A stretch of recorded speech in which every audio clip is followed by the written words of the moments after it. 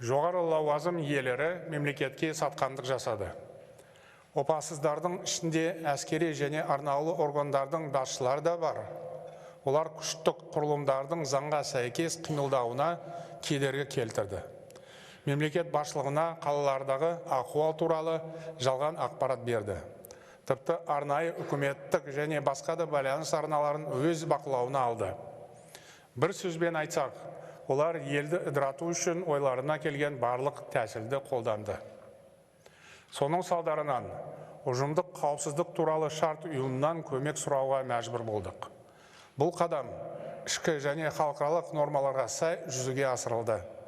Бітімгершілік күштері елімізде бірде бір оқ атқан жоқ.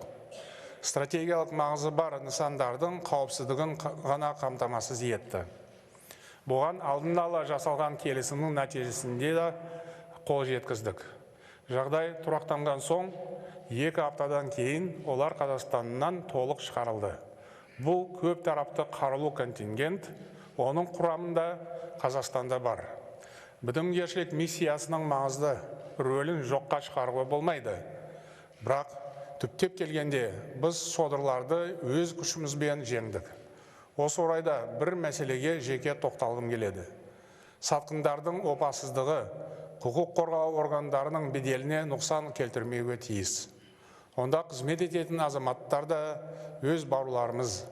Олар елмен бірге екенін, туған халқы үшін қасық қаны қалғанша күресетінін дәлелдеді. Отан алдындағы антына адал болып, мемлекетімізді жанқиярлықпен қорғады.